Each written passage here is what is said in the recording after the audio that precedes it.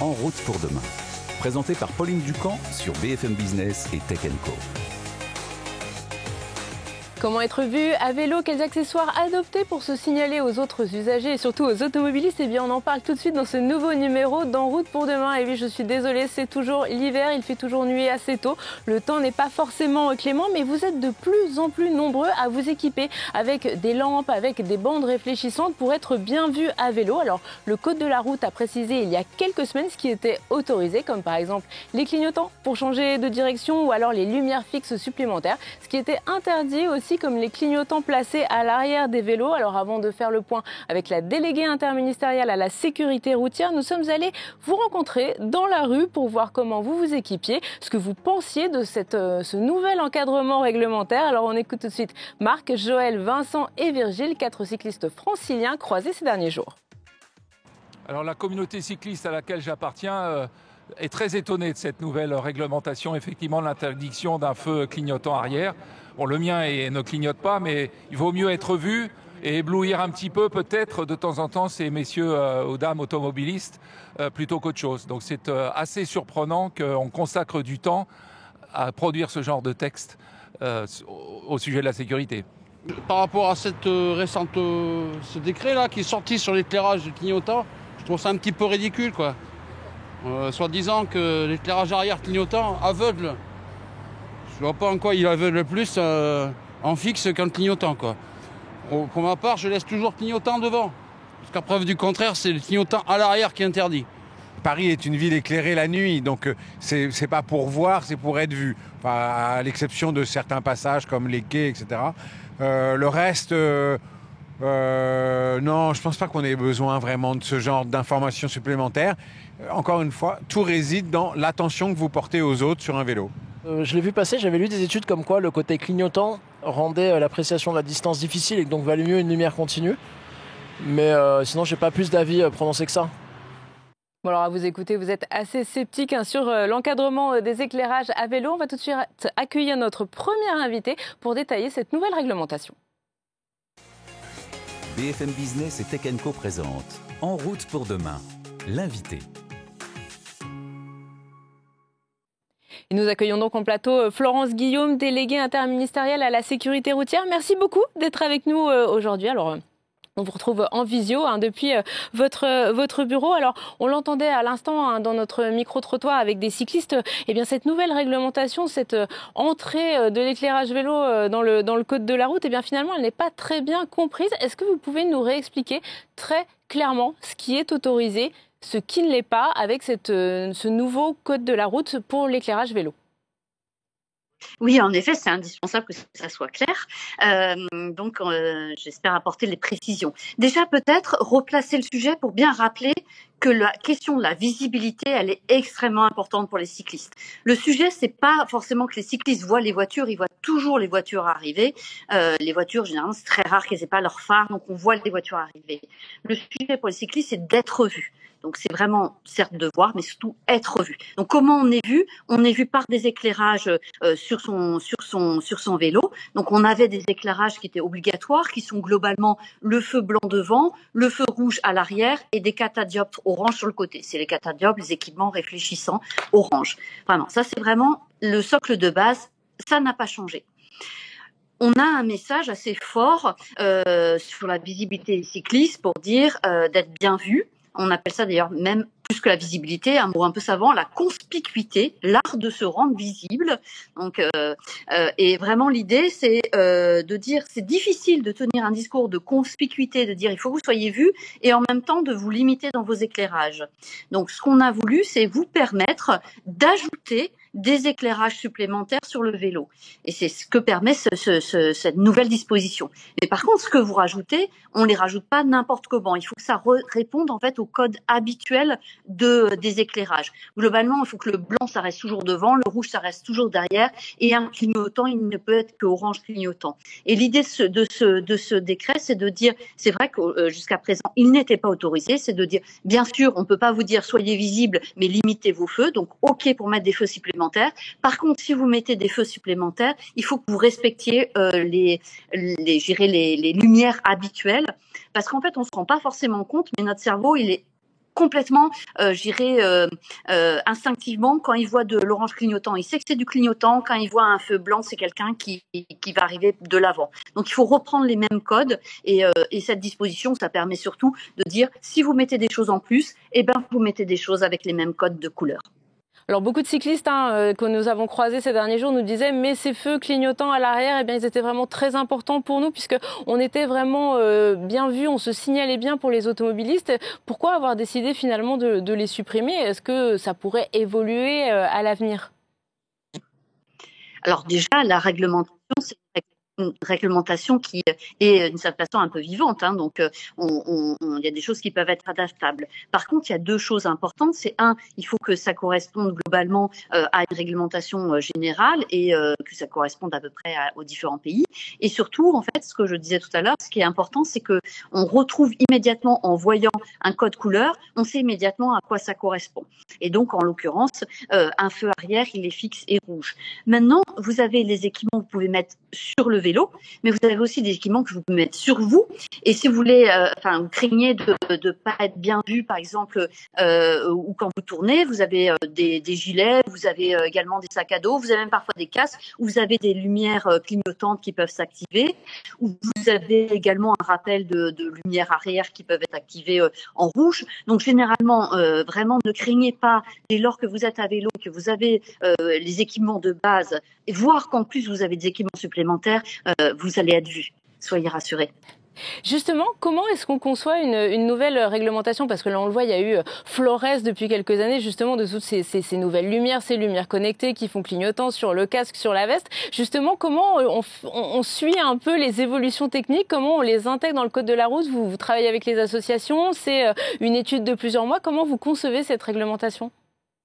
Alors, il y a plein d'acteurs, hein. Ça peut être effectivement la remontée. Déjà, peut-être rappeler que à la base, c'est qu'il y a un besoin.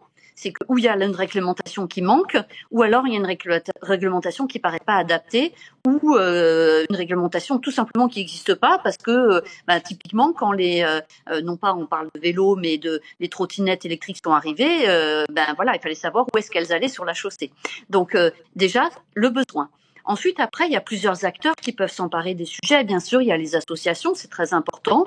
Il y a également les ministères qui vont relier d'ailleurs parfois aussi le message des associations.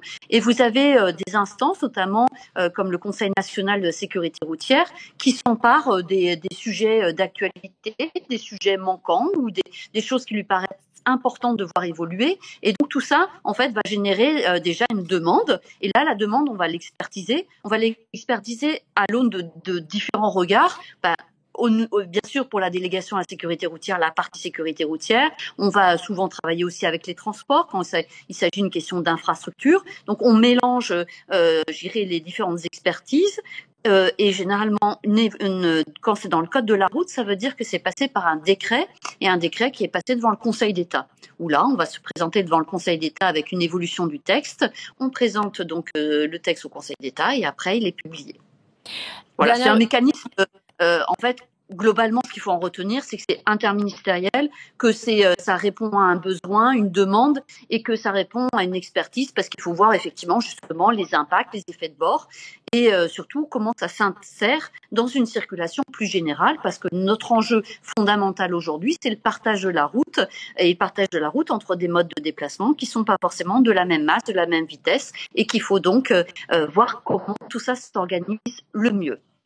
Pour protéger notamment les plus faibles.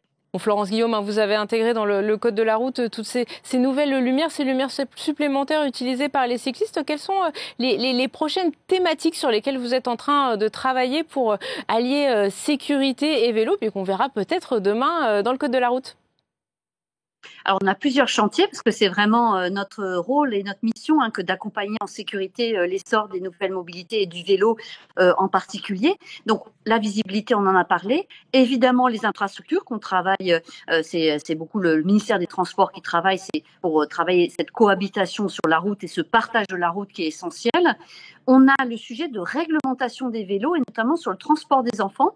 On a vu beaucoup l'apparition de différents modèles, des vélos cargo, des vélos aussi avec les long trails avec derrière pour mettre plusieurs enfants. Donc tout ça appelle des réflexions sur les questions de taille maximum, les questions également de comment on attache les enfants. C'est vraiment un sujet important de pouvoir ainsi garantir la sécurité des enfants et de voir quelle est la place de chacun sur la chaussée. Donc ça, c'est un gros sujet. Les vélos cargo. Et puis, on a aussi, bien sûr, tous les sujets en fait autour de la façon dont on passe un croisement. On a aujourd'hui, tout le monde connaît bien les fameux panneaux M12 qui sont en dessous les feux de circulation. Ce sont les petits panneaux, les petits CD de passage pour les vélos qui permettent à un cycliste de dépasser le feu en respectant la priorité piéton et éventuellement de tourner à droite. Mais aujourd'hui, il n'existe pas la même chose pour le tourner à gauche. Or, tourner à gauche sur une route en circulation, notamment en agglomération, c'est un peu compliqué. Donc, on est en train de travailler justement sur la base de ce que font beaucoup de pays nordiques qui sont très habitués au vélo, au tourne à gauche indirect, qui est une façon de procéder à une circulation sur la gauche, mais en empruntant une partie d'un axe qui permet de tourner à gauche en sécurité. Et donc on a lancé un appel à manifestation d'intérêt justement sur ce sujet tout récemment. Donc voilà, c'est encore une pierre supplémentaire après le tourne à gauche, le tourne à droite, de penser au tourne à gauche indirect de manière à pouvoir garantir la sécurité des cyclistes lors d'un gros croisement en agglomération. Et nous pourrons en reparler sur ce plateau ensemble. Merci beaucoup Florence Guillaume, déléguée interministérielle à la sécurité routière, d'avoir été avec nous. Alors après la conception de la réglementation, on va maintenant voir la conception des produits de sécurité, de toutes ces lumières, ces vestes techniques pour être bien vu à vélo avec notre prochain invité. BFM Business et Tech & Co présente En route pour demain, l'invité. Pour la deuxième partie de cette émission, j'accueille en plateau Quentin Xavier, bonjour. Bonjour. Merci beaucoup d'être avec nous. Vous êtes le cofondateur d'Urban Circus, donc c'est une marque française qui est spécialisée justement dans les accessoires pour la mobilité. Alors du coup, on a un peu décoré le plateau, on a des vestes, on a des petites lumières qui clignotent qui sont à côté de moi, un sac à dos, un casque. On va parler de tous ces éléments justement que vous concevez pour que les cyclistes soient en sécurité et soient notamment bien vus dans des conditions un peu compliquées. Et sur notre plateau aussi, Sylvain Trinel, bonjour. Bonjour. Journaliste Tech & Co, notre spécialiste vélo. On reviendra notamment sur un essai que tu as fait en fin d'émission. On en parlait à l'instant, Quentin, avec la déléguée interministérielle à la sécurité routière. Il y a beaucoup de nouveaux équipements, mais le but, c'est vraiment de faire en sorte de voir les cyclistes, d'être bien vus et que ce soit notamment le soir, la nuit, mais aussi dans la journée, dans des conditions un peu parfois compliquées. Comment vous travaillez justement pour concevoir des produits qui font que je vais être vu quand je suis sur mon vélo ? Alors déjà, le concept d'Urban Circus, c'était la grande phrase de Lagerfeld à l'époque, je ne sais pas si vous vous souvenez, c'est jaune, c'est moche, ça avec rien. C'était la publicité avec le gilet jaune pour la sécurité routière. Et en fait, la question, c'était de savoir est-ce que vraiment ça a besoin d'être moche. Déjà, c'était une question d'origine parce que on peut imposer la visibilité et la sécurité par la contrainte, mais on s'est posé la question est-ce qu'on pouvait aussi en faire quelque chose d'agréable à porter. Et en fait, on est parti de là et on a épluché les normes et on s'est rendu compte en fait qu'il y avait beaucoup plus de liberté qu'on ne l'imagine dans la conception d'un produit sécuritaire haute visibilité. Et donc en fait, c'est là-dessus qu'on a commencé à nous travailler, tout en voulant aussi donner l'opportunité aux gens qui le veulent de pouvoir retourner leur veste pour avoir un côté sobre quand ils arrivent au travail ou quand ils rencontrent leurs amis le soir. Mais voilà, on retourne sa veste pour rouler et être vu et en sécurité. Donc c'était déjà le concept d'origine d'Urban Circus, c'est-à-dire mélanger la visibilité et quelque chose de fun et un peu sexy, quoi. Là, depuis la création de l'entreprise jusqu'à aujourd'hui, c'est quoi vos best-sellers? Sont plutôt les vestes, sont plutôt les casques? Et est-ce que les éléments techniques ont évolué? Parce que je me doute que les tissus aussi et les recherches sur tous ces types de matériaux très techniques évoluent au fur et à mesure. Oui, alors en fait, On a travaillé au départ, vous avez vu les matériaux réfléchissants qu'on a là. On a des vestes, je le dis pour nos auditeurs qui nous écoutent en radio, on a une veste jaune fluo flashy avec des éléments argentés qui brillent, une autre orange pareil avec de l'argenté pour être bien vu dans les phares. On a l'habitude de voir des tissus réfléchissants. En fait, ce qu'on a l'habitude de voir, c'est surtout des bandes rétro-réfléchissantes sur un gilet jaune. Et nous, tout le travail et tout l'enjeu, qui a été quand même un enjeu très complexe, c'est de faire en sorte que ce tissu, ce réfléchissant, soit un élément de fabrication du produit. Donc ça doit être un tissu qui doit être suffisamment souple, suffisamment waterproof, suffisamment respirant pour faire donc tous ces enjeux-là, et surtout que c'est un élément qui vieillit plus rapidement que la veste elle-même. Donc en fait, on doit travailler aussi sur sa durabilité et on mène tout un tas de tests pour faire en sorte que ça dure le plus longtemps possible. Et il y a un aspect qui nous a été aussi poussé à l'origine et par justement les recherches qu'on a fait récemment avec Continental, du coup, c'est comment du coup mixer le fluorescent et le réfléchissant pour faire en sorte en fait de casser l'effet de halo. Je pense qu'on y reviendra peut-être tout à l'heure sur les lumières, mais les lumières, on ne peut pas vraiment distinguer ce qu'on a en face de nous. Non, on voit un truc qui arrive et donc ça nous alerte, mais on ne sait pas vraiment si c'est un vélo cargo ou autre chose. Exactement, c'est la même chose ça peut être la même chose avec le réfléchissant, c'est-à-dire qu'on peut confondre ça avec un panneau de signalisation finalement ou quelque chose de réfléchissant. Il y a beaucoup moins d'éléments réfléchissants quand même en zone urbaine que d'éléments clignotants, de LED, etc. Donc déjà, on gagne un peu à utiliser ce type de matériaux rétro-réfléchissants. Mais là, en l'occurrence, on vient casser l'effet de halo, en fait, en venant mettre des petits motifs qui ont une taille vraiment très précise, qui, elles, ont été définies par les intelligences artificielles qui nous ont aidés à concevoir cette veste. Et en fait, c'est du coup comment faire en sorte d'utiliser le matériau réfléchissant comme tissu de base, mais venir imprimer en fait dessus pour avoir des patterns comme ça qui viennent justement aider à la détectabilité et à la compréhension du coup de l'œil humain aussi pour comprendre qu'on a bien un être humain en face de nous. L'idée, c'est que je vois tout de suite, que je réalise qu'il y a quelque chose et que c'est un cycliste, que c'est un être humain et pas simplement quelque chose qui se déplace et qui peut me faire peur, mais sans savoir ce que c'est. Exactement, c'est-à-dire que quand on me demande souvent de mettre des LED ou sur les produits, je vais dire que c'est très bien. Mais ce qu'il faut avant tout, et ce qui a été démontré notamment dans le cas de l'étude de la veste détectable avec Continental, c'est en fait la personne qui est dans son véhicule motorisé va réagir à partir du moment où elle a compris avec un certain niveau de certitude qu'elle a quelqu'un en face d'elle. Et donc pour ça, en fait, il faut marquer la silhouette, il faut qu'on distingue les bras, il faut qu'on distingue le corps. Et à partir du moment où on a distingué ces éléments-là, on va déclencher le freinage. Et le freinage, du coup, ce qui était intéressant dans ce qu'on a fait avec Continental, c'est qu'on a démontré, en fait, comment concevoir un vêtement grâce à l'intelligence artificielle, comment concevoir un vêtement qui va, par rapport à un gilet jaune, être détectable jusqu'à 2 fois plus loin, et donc, du coup, donner l'information à l'intelligence artificielle que c'est bien un être humain que vous avez en face de vous. Et du coup, augmenter la distance de freinage et réduire les chances de mortalité. D'où le style, on va dire, plus élancé des vêtements, parce que par rapport à un gilet jaune qui se marie pas bien avec les formes de tout le monde, ceux-là, ils collent bien à la peau, ils sont assez confortables, etc. Ça, c'est combien de temps de recherche, on va dire, pour arriver à un design satisfaisant pour à peu près tout le monde, parce qu'on voit dans les vidéos promotionnelles, c'est un style qui va bien, on va dire, même si ça reste jaune fluo, c'est un style qui plaît quand même. Oui, alors on a deux cas d'école, on va dire, dans la conception. Donc on a celle-ci qui a été conçue avec les intelligences artificielles et du coup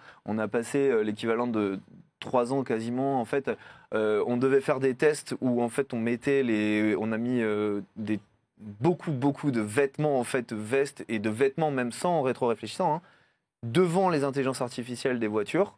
Et en fait on a reçu en fait les messages qui nous ont permis de créer le cahier des charges de cette veste. Donc ça a été très long sur le développement et ensuite donc il y a tous les aspects techniques, comment en fait concevoir le produit pour que à la fois ça colle avec un effet stylistique et à la fois que ça réponde bien aux exigences de l'intelligence artificielle.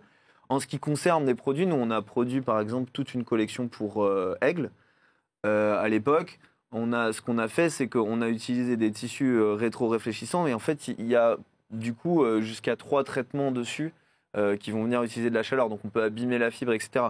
Donc en fait, trouver le bon mélange, ça nous a pris quasiment 2 ans aussi pour essayer d'utiliser les bonnes chaleurs, pour que ça soit suffisamment réfléchissant, mais aussi suffisamment résistant. Donc ça, c'est très compliqué. Sur la partie textile, il y a vraiment un gros travail de recherche sur comment arriver à mélanger pour transformer en fait le gilet jaune en quelque chose d'un peu sympa, quoi. Quentin, du coup, là on parle veste, moi j'ai des petites lumières qui clignotent. Qu'est-ce que vous conseillez d'avoir en plus finalement sur son vélo? Qu'est-ce qu'on peut rajouter pour vraiment être sûr de bien être vu? Qu'est-ce qui est le plus efficace? Alors, il y a un point, c'est que sur la partie lumière, c'est obligatoire. Donc après, je vais conseiller d'être en accord avec la loi. Ça oui, mais en lumière supplémentaire, vous me conseillez plutôt d'avoir des choses sur une veste, d'avoir des catadioptres sur les roues du vélo, de rajouter casque, sur le casque. Voilà, qu'est-ce qui est le plus efficace, vous, des études que vous avez pu mener justement?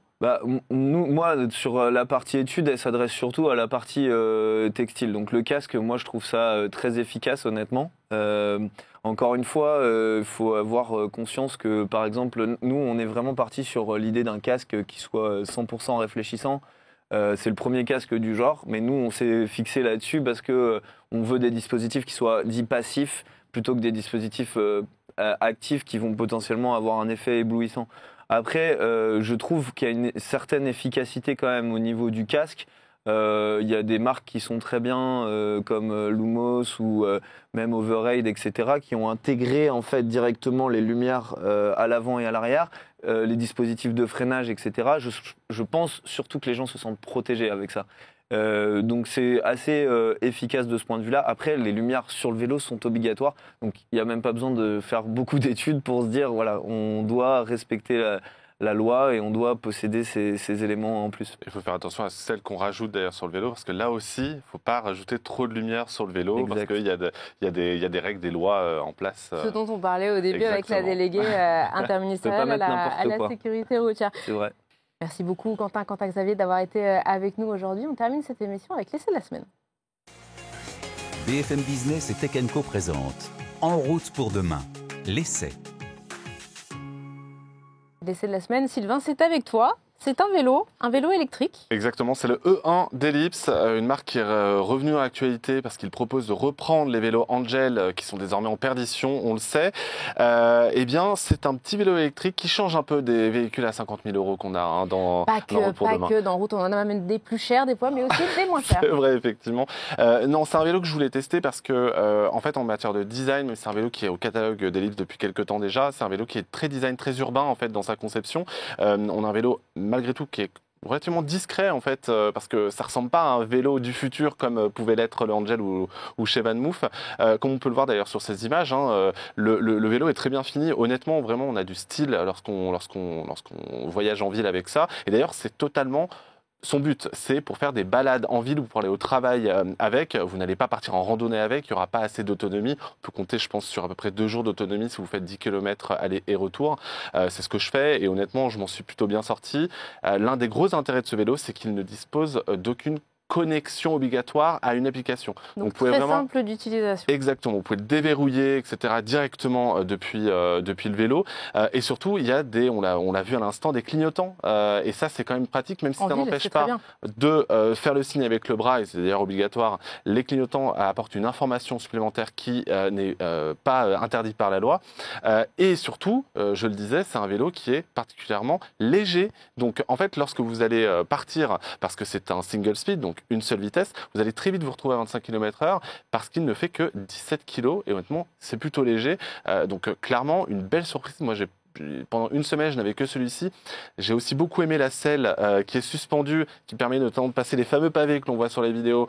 Je peux vous dire que là, ce soir, je reprends mon Canyon. Je regrette déjà de le voir repartir, ce petit Ellipse. Donc honnêtement, le test complet est sur bfmbusiness.com. Mais c'est un bon petit vélo à 2390 € dans mes souvenirs. Vous pouvez notamment bénéficier du remboursement avec les vélos Angel, mais aussi du remboursement de l'État, de la région. Et honnêtement, ça permet d'avoir un très bon vélo pour un prix plutôt compétitif. Merci beaucoup Sylvain et merci à vous de nous avoir suivis. Voilà, En route pour demain, c'est déjà la fin. On se retrouve tous les week-ends sur BFM Business et puis tout au long de la semaine en multidiffusion sur Tech & Co. Prenez soin de vous et à la semaine prochaine. En route pour demain, la mobilité sous toutes ses formes sur BFM Business et Tech & Co.